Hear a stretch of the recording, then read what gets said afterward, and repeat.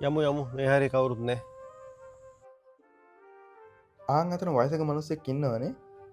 එතන එක්කෙනයි ඉන්නේ. මෙතන බත් පාසල් තුනක් තියෙනවානේ. අපි තුන් දෙනෙක් ඉන්න තැනක් බලලා දෙමු.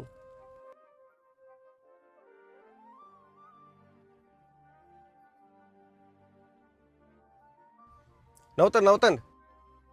අතන හරියටම වයසක මිනිස්සු තුන් දෙනෙක් ඉන්නවා.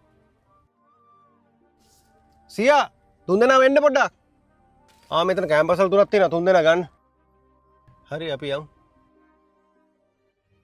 අයියේ ඔයා දැන් කරපු වැඩේ හරිද? ඇයි? ඒ මොකද? මම ඔයාගෙන් ප්‍රශ්නයක් අහන්නද?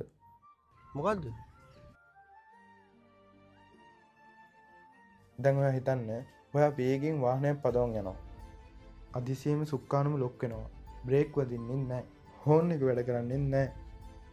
ඔයා හොම යනකොට මීටර් 100ක් වගේ ඉස්සරහින් මිනිස්සු 5 දෙනෙක් පාරේ වැඩ කරන් ඉන්නවා. ඔයාට දැන් වෙන විකල්පයක් නැහැ. ඔයා මේ 5 දෙනා යට වෙයි කියලා බයෙන් ඉන්නකොට වාහනේ සුක්කානුම පොඩ්ඩක් වමට හරවන්න පුළුවන් වෙනවා. ඒ එක්කම මේ පැත්තට වෙනම පාරකුත් තියෙනවා. ඔයා මේ 5 දෙනාව බේර ගන්න පුළුවන් කියලා හිතාගෙන වම් පැත්ත පාර බලනකොට එතනත් එක්කෙනෙක් වැඩ කරන් ඉන්නවා. දැන් වාහනේ නවත්තන්නත් බෑ. එක්ක කෙලින් යන්න ඕනේ නැත්නම් වම් පැත්තට හරවන්න ඕනේ. එතකොට ඔයා කොයි පැත්තද තෝරගන්නේ? මොකද්ද මේ ප්‍රශ්නේ? මම වාහනේ වමට හරවලා අර එක්කෙනාව යට කරන් යනවා. ඇයි? මොකද ජීවිත පහක් නැති වෙනවට වඩා එක ජීවිතයක් නැති වෙන එකනේ මම තෝරගන්නේ.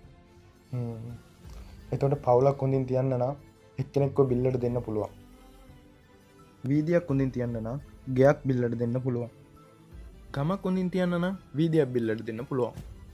රටක් හොඳින් තියන්න නම් ගමක්ම බිල්ලට දෙන්න පුළුවන්. ඉතින් ඔයා විශ්වාස කරන්නේ මේ විදිහ හිතන එක හරි කියලාද? ඔව්.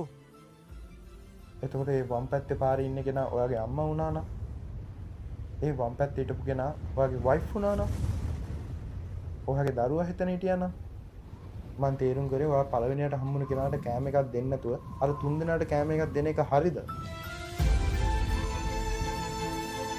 දැන් අපි යමුද?